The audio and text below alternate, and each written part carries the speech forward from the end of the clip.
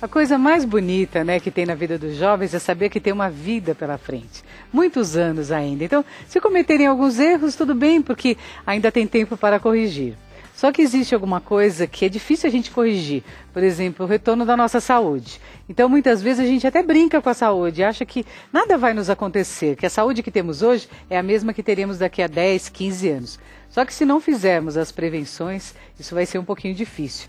Então, a prevenção, ela vai retardar o aparecimento de doenças cardiovasculares, que ainda são grande motivo de mortes, não só no Brasil, mas no mundo inteiro. Então, para falar sobre esse tema, exame de rotinas em pacientes jovens, nós contamos aqui com a presença hoje do cirurgião cardíaco do Hospital Beneficência Portuguesa, Dr. Marcelo Mota. Dr. Marcelo, primeiro, obrigada por sua presença aqui.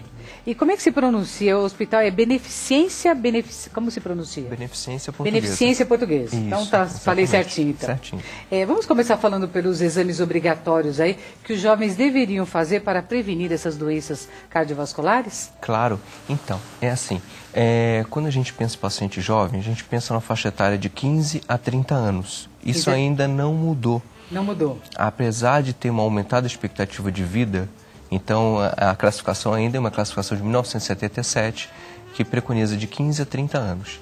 Mas nessa data, em 1977, a meia-vida da população era em torno de 45 anos. Ah, era 45? É. Nossa, como mudou, não? Mudou demais. Recentemente? Demais. É nesse ponto que eu acho que é o ponto principal para a gente pensar, porque o século XX, o que ele trouxe de benefício para o homem urbano, o homem moderno? 30 anos a mais de vida. É muito, hein? É muito. É muita vida. É muito. É muita então vida. A gente pode chegar depois dos 30, aos 40 anos, com muita saúde, com a certeza de que a gente está no meio da trajetória.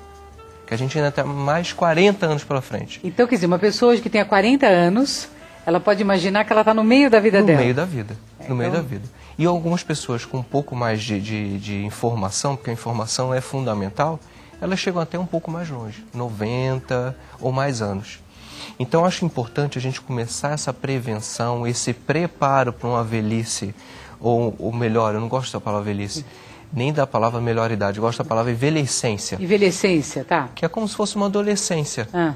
né? A pessoa está passando por um período, né? Tá. Então eu acho mais adequado, porque hoje nós temos pessoas com 50, 60 anos trabalhando, ativo. Super ativas. Muitas vezes com filhos pequenos.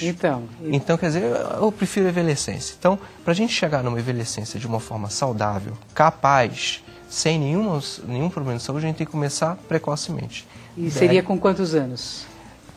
O ideal é começar quando se nasce, né? Primeiro, já nasceu, já começa. Porque eu vou só dar um dado aqui, tem um estudo anatomopatológico. O que é anatomopatológico? É necrópsia de quando faleceu. Certo. Então vai ver os órgãos. Mostrando que a doença aterosclerótica, que é a doença que afeta os vasos sanguíneos do corpo inteiro, começa quando a pessoa nasce. Ah, já começa ali? Já começa com estrias de gordura e assim vai. Dependendo dos hábitos de vida que a pessoa leve, ela vai acelerar ou retardar esse processo. Então, aquela ideia que a gente tinha assim, não, uma pessoa que tem uma genética boa, ela vai mais longe. A pessoa que tem uma genética que não é tão boa, não vai tão longe. É em parte verdadeira, mas não é a maior verdade. A maior verdade é o seu estilo de vida. É o que vai fazer você ir mais longe. Exatamente, a sua atitude. Então, quando a gente pensa, retornando, quando a gente pensa, quais são os exames que a gente deve fazer no adulto jovem? De 15 a 30 anos. 30 anos. Basicamente, checar hipertensão, ver se tem algum histórico de diabetes e procurar ver se tem diabetes. Ver o IMC, o que é IMC? É o índice de massa corporal, que é para ver se está acima do peso ou não, que isso hoje em dia é uma epidemia. Acima do peso, a obesidade é uma epidemia e isso é o que provoca a maioria das doenças. E mesmo que ele não tenha ainda diabetes ou já um fator já desencadeador dessas doenças cardiovasculares, o fato dele ter o IMC acima do que deveria já é um indicador de problemas. Muito, porque se a gente pensar na circunferência abdominal, que é o que a gente bate bastante hoje, né? Os homens deveriam ter? No homem até 90. Até 90. E tem uma classificação de 102, mas eu prefiro 90. 90, tá. Né? E na mulher 88. 88. Então se tiver acima disso, pega uma fita métrica e mede. O problema é medir em qual altura, né? Outro dia a gente estava conversando sobre isso e o pessoal brincando, falou, o problema é medir aonde, né? Porque a gente fala, mede aonde? Mede na cintura, mais embaixo, né? Pega um umbigo, dá 2 dedos para baixo. 2 dedos para baixo do umbigo. Perfeito, tá vendo? Primeira vez que eu ouço alguém explicando, dizer, 2 dedos abaixo do umbigo. Aí vê a circunferência. Tá. Então as mulheres... 88. Então as mulheres todas medindo, hein? Vamos lá pegar a fita métrica. E então. Homem 90. 90, Se tiver acima disso, né, mesmo que o IMC esteja adequado, tem que tomar cuidado. Não adianta, extremo. vai ter que fazer alguma coisa. Vai ter que fazer. Por quê? Porque o sobrepeso, vamos botar assim, não vou nem falar de obesidade. Mas é sobrepeso Sobrepeso. O sobrepeso dessa pessoa, ela vai levar a uma inflamação no organismo. E essa inflamação vai acelerar a doença aterosclerótica, que é o que causa o AVC, a doença do coração, que como você mesmo colocou, tem 300 mortes, né? 300 mil mortes por ano. Isso no Brasil, então é muita coisa, é uma das principais causas de óbito, né? No Brasil. Né? Isso eu estou falando de adulto jovem, não estou falando de pessoa... Com mais de 60 anos. Não estou falando dos mais idosos, que aí aumenta mais ainda. Entendi. Né? Os casos que a gente ouve falar hoje, sei lá, as mortes que eu ouvi falar recentemente, gente, ou era câncer ou era doença cardiovascular, entendeu? Você tocou num outro ponto que eu vou fazer um parênteses rápido, porque para fazer dar uma ideia para quem não está nos ouvindo, que é uma coisa muito importante. O câncer, ele aumentou entre os mais jovens. A gente tem visto isso, tem sido divulgado pela imprensa. E por que ele aumentou entre os mais jovens? Por quê? Porque o estilo de vida está errado. Né? Ou seja, o sobrepeso, tudo isso que eu estou falando, da pessoa não se prevenir, a alimentação... Errada. A erradíssima alimentação. Então, se a gente pensa, a pessoa está sobrepeso, tem que diminuir. Como vai diminuir? Atividade física, que todo mundo ouve falar, né? Teriam que ser 5 vezes por semana, 30 minutos pelo menos. No mínimo. E alimentação. Adequado. Adequado. Se a gente pensar no estilo nosso, a nossa comida é muito branca. É arroz, é farinha e é açúcar de montão. Isso não pode. Isso é péssimo, né? Então, tudo isso vai levar a uma inflamação do organismo. Que também... Essa inflamação é que desenvolve as doenças, não só cardiovasculares, como tumores. Mas também os tumores, Também os tumores. Então, existem exames específicos para homens e mulheres, para esses pacientes mais jovens? Então, nós temos que ver o seguinte, o histórico da família.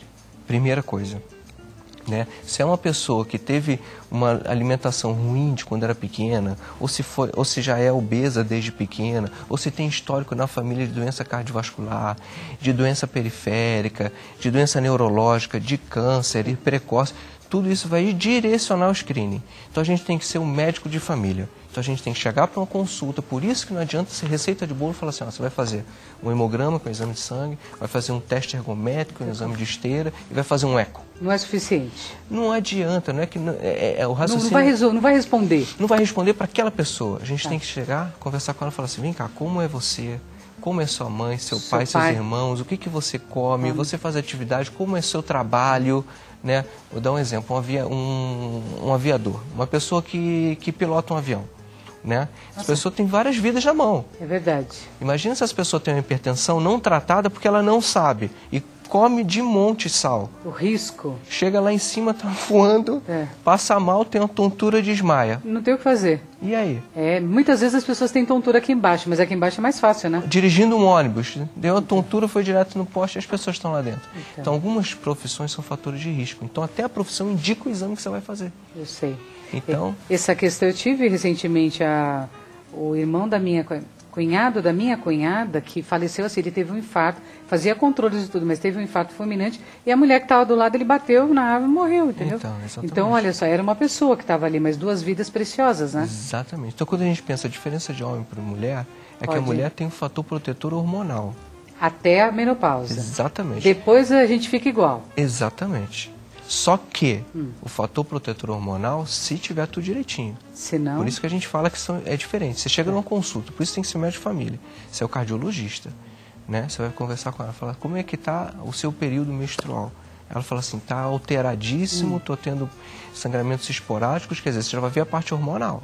Então você já vai começar a fazer algum direcionamento na própria consulta dos exames que você vai pedir. Para ajustar, né? Para ajustar. Então eu vejo da seguinte forma, de 15 a 30 anos, pelo menos uma vez a cada 2 anos, fazer um check-up. Tem que fazer o check-up, Pelo menos uma vez a cada 2 anos. E não dói, né, doutor, fazer check-up, né? Nenhum.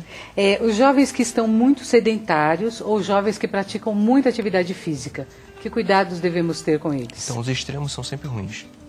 Os extremos são sempre muito ruins. Ou a pessoa não faz nada, ou a pessoa faz muito, é ruim. Cada um com a sua particularidade. Se faz muito é ruim, porque se não for coordenado o exame, pode ter lesão. de articulações, né, de parte musculoesquelética, e aí vão levar consequências que muitas vezes são danosas.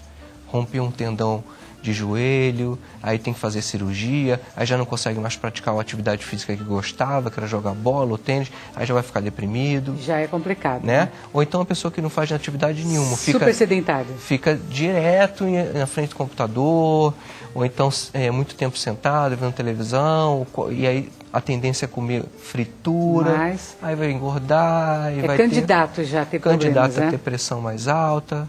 Né? Isso é uma coisa assustadora. Eu vou lembrando, isso é uma das coisas da envelhecência, que eu estou fazendo aniversário essa semana.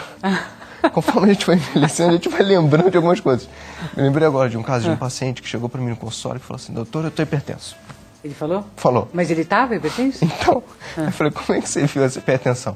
Estava andando na rua, para o meu trabalho, tinha uma senhora que estava medindo pressão, falou, deixa eu ver sua pressão. Ele falou, não tem dinheiro. Não, é sem custo. Aí fui ver a pressão, estava 15/9. Mas andando na rua? Exatamente. Mas, gente, todo mundo quando anda, tudo deve modificar, né? Modifica muito. Aí ele chegou no consultório, fui ver a pressão, não estava nada disso. Eu falei assim, olha, vamos fazer o seguinte, vamos fazer uma série de exames para a gente ver se tem realmente algum problema ou não. Coitado. Porque já chegou assustado. Falei, eu tenho hipertensão, minha família inteira tem hipertensão, eu vou ter um treco, vou morrer.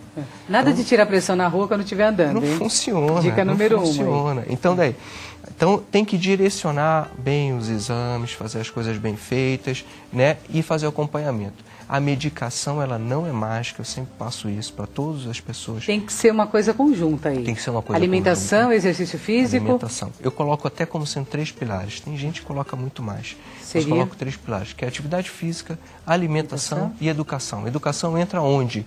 Na busca do conhecimento. Isso. Do que é melhor para você na sua vida, no seu dia.